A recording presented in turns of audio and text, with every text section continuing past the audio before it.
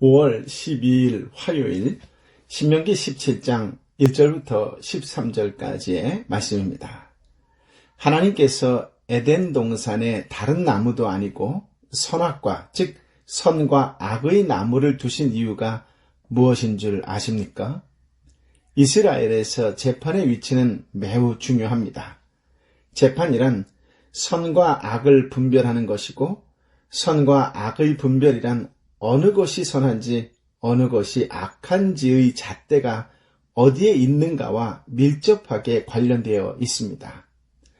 하나님께서 에덴에 다른 나무가 아니라 선과 악의 나무를 두신 이유는 재판의 잣대, 즉 선과 악의 기준이 누구에게 있는가를 시험하기 위한 것이었습니다. 아담은 선과 악의 잣대가 하나님께만 있는 것을 참지 못했고 자신이 선과 악의 기준이 되기를 원했습니다. 그래서 그가 행한 일, 곧 선과 악을, 선악과를 따먹는 일은 선과 악의 기준이신 하나님을 침범하는 일이었고 하나님은 당신의 권위에 도전한 인간에게 벌을 내리셨습니다. 재판에서의 선과 악의 구현은 바로 이것과 같습니다. 그래서 이스라엘에서 하나님의 율법을 따라 올바로 판결하는 것, 그것은 아담이 범한 죄를 반복하지 않는 것에 해당합니다. 아담은 하나님의 법률을 따라 판결하는 재판의 원리를 저버렸으므로 심판을 받았기 때문에 하나님의 뜻을 회복하는 이스라엘에서는 하나님의 율법을 따라 제대로 판결하는 재판의 원리가 굳건하게 서 있어야 합니다. 그래서 이스라엘에서는 하나님을 드러내는 모형으로서의 왕이란 재판하는 사람입니다. 이것이 다른 나라의 왕의 개념과 매우 다른 점입니다. 이방의 왕은 신의 대리자로서 권세와 능력만을 갖지만 이스라엘의 왕은 능력을 갖춘 전지전능한 신적 지위를 가진 것이 아니라 신적 지위에는 하나님께서 앉아 계시고 왕은 그 하늘의 왕의 가르침에 따라 어느 것이 옳은지를 판결해주는 역할을 하는 사람이었습니다. 그래서 이스라엘의 왕은 재판관입니다. 재판관에게 요구되는 것은 오직 한 가지, 공의로운 재판이지요. 공의로운 재판을 위해서 어떤 특정한 사람들을 편파적으로 편드는 결정을 하거나 뇌물을 취해서는 안 됩니다.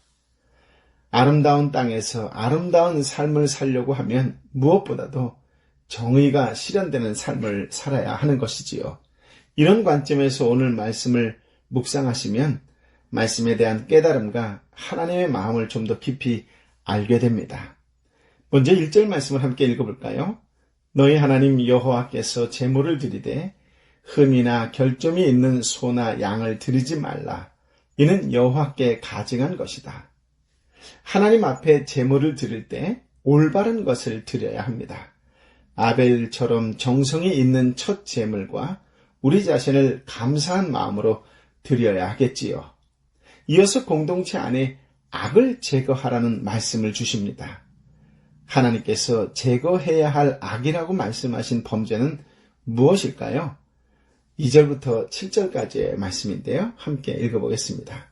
만약 여호와께서 너희에게 주시는 어느 성에서 너희 가운데 사는 남자나 여자가 너희 하나님 여호와의 눈 앞에서 그분의 언약을 깨트려 악을 행했음이 밝혀지고 내 명령과 달리 다른 신들을 섬겨 절하거나 해, 달, 하늘의 별들에게 절했는데 그것을 너희가 알게 되었다면 너희는 그것을 자세히 조사하라.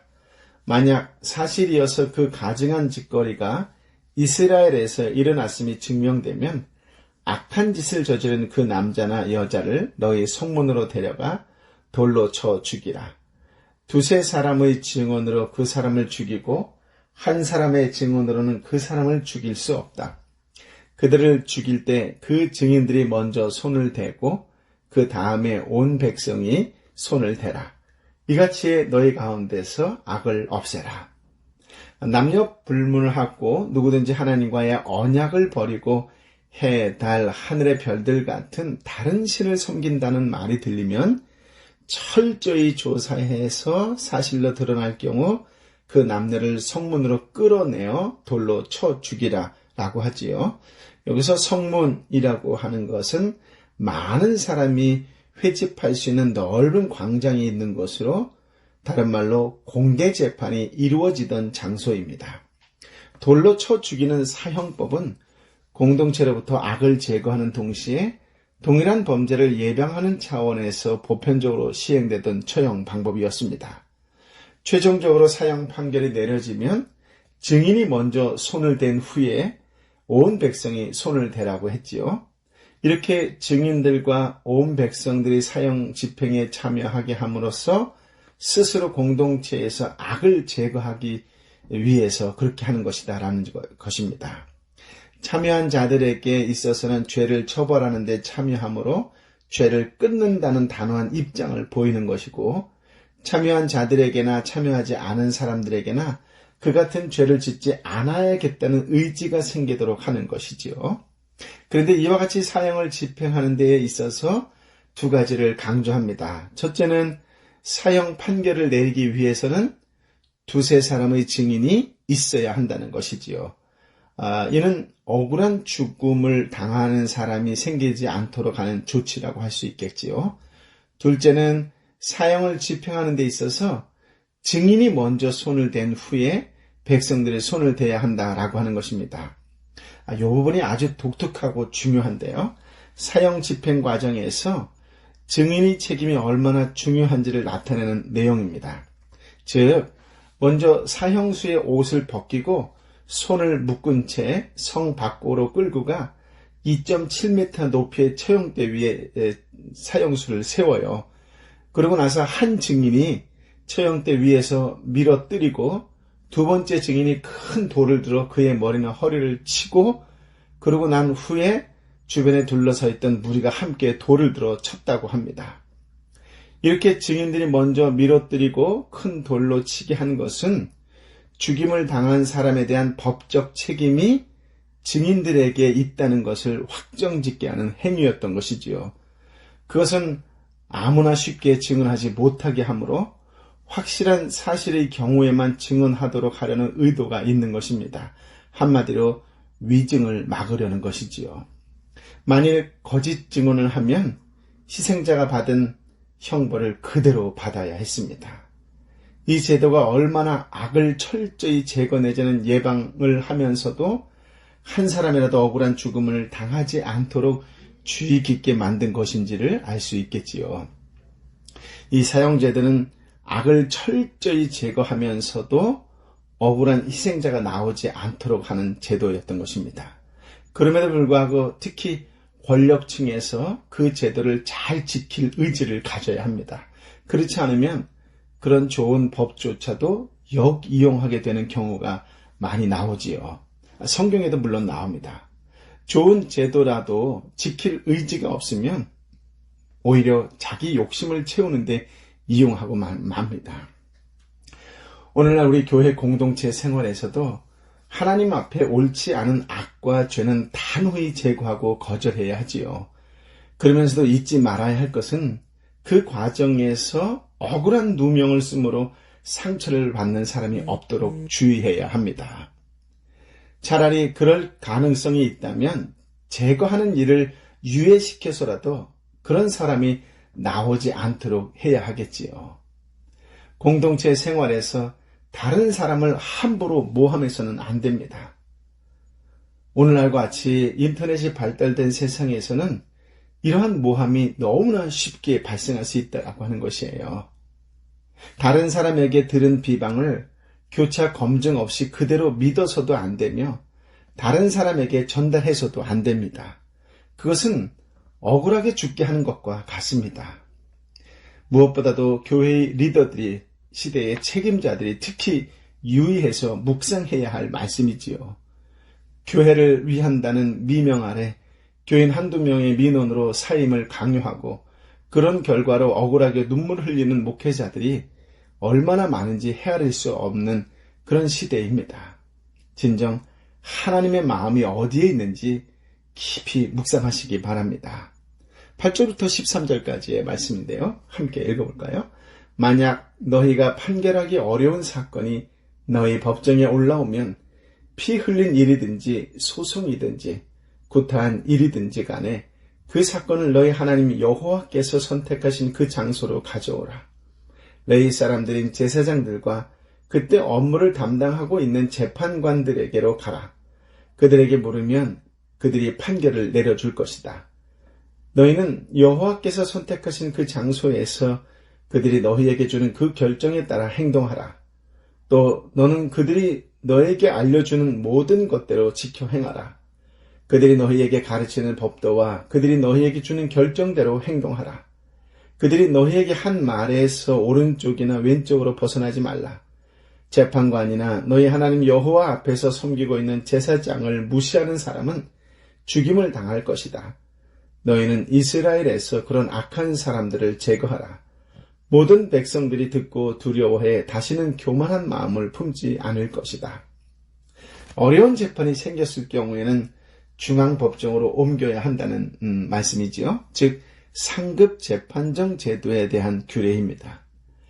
각 성읍에서 민사, 형사 사건 중 성읍 재판정에서 판결하기 힘든 사건이 발생했을 때에 중앙 성소에 있는 상급 재판정에 이송해서 상급 재판정에서 판결하라는 것이지요.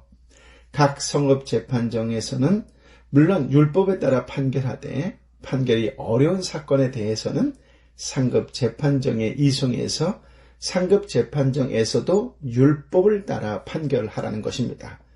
그래서 그들이 보이는 판결의 뜻대로 행하라는 것이지요.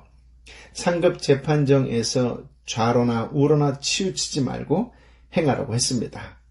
상급 재판정에서는 율법을 따라 판결하고 그 율법대로 판결한 판결을 거스르지 말고 그대로 복종하라는 내용입니다.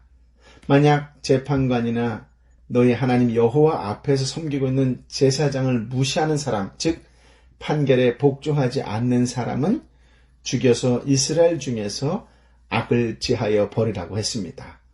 하나님의 율법을 따라 판결한 최종 판결에 불복하는 것은 하나님의 율법과 하나님이 세운 권위에 대한 거부와 도전으로 보고 사용을 시키라는 것이었지요. 그러나 이 내용을 모든 시대에 적용해서는 곤란합니다.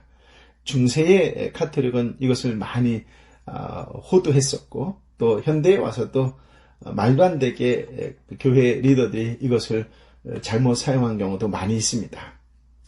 무엇보다 다시 한번 재판의 본질을 기억하십시오. 재판이란 선과 악의 기준이 하나님께 있어서 하나님께서 무엇이 옳다 하시는지를 판결하는 것입니다. 따라서 이 재판에 불복하는 것은 하나님을 거역하는 것이요 하나님을 능멸하는 것이라고 하는 것이죠. 그러니까 당연히 불복하는 교만한 자에게는 사형이 명령대로 떨어질 수밖에 없는 것입니다. 오늘 본문을 통해 사형에 해당하는 두 가지 죄악을 확인해 보았지요. 하나는 우상을 숭배하는 것이고 또 하나는 하나님의 말씀을 거역하는 것을 통하여 하나님을 무시하는 것입니다. 하나님께서 오늘 말씀을 통하여 우리에게 깨우침을 주고자 하는 것은 악을 제거하라는 것입니다. 참된 성도는 하나님이 원하시는 것을 행하고 원치 않으시는 것은 행하지 않을 것입니다. 왜냐하면 하나님이 내 삶의 기준이요 내 삶의 중심이기 때문이지요. 하나님의 마음이 내가 드리는 제물의 기준입니다. 겉모양이 아니라 마음과 정성으로 드리는 제물이지요. 세상에 어떤 화려한 것이 나를 흔들려고 한다 할지라도 나는 오직 하나님 한 분께만 예배드립니다. 그리고 말씀 듣기를 사모하며 읽고 알고 깨달은 대로 지켜 행하며 순종하는 삶을 살려고 애쓰는 거지요. 오늘도 알고 깨달은 대로 사람을 겉모양으로 판단하지 않고 하나님의 뜻이 나의 뜻과 다르더라 할지라도 순종하겠습니다라고 고백하며 그 길을 걷는 자가 참된 성도일 것입니다.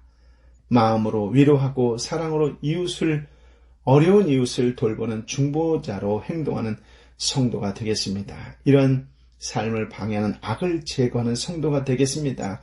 라고 하는 기도가 저와 여러분의 기도요, 고백이요, 간증이 되시기를 예수님의 이름으로 축복합니다. 아멘.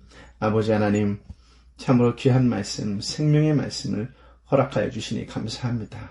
무엇보다도 내가 이 땅에 무엇을 기준으로 살아가는지 내 마음 상태를, 신앙생활을 되돌아볼 수 있는 생명의 말씀을 주시니 감사합니다. 더 이상 내가 알고 있는 지식으로 세상을, 사람을 판단하는 어리석은 짓을 저지르지 않게 하여 주옵소서. 그때마다 선악과를 두신 하나님의 뜻을 알게 하여 주시어서 하나님의 마음으로, 하나님의 뜻으로, 말씀으로 선악을 분별할 수 있는 지혜로운 하나님의 사람, 성령의 사람, 예수의 사람으로 살게 하여 주옵소서.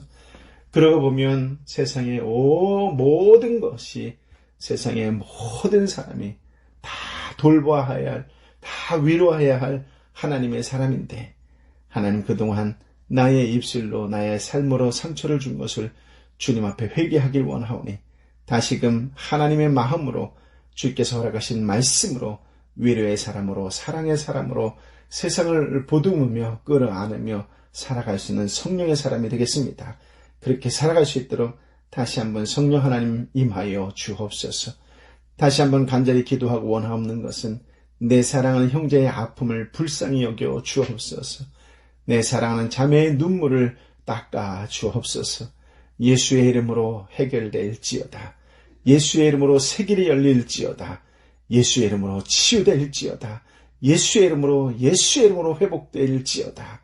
오늘도 상황과 환경을 뛰어넘는 그런 믿음으로 예수의 이름으로 선포하며 나아가는 믿음의 형제 자매들 되게 하여 주옵소서.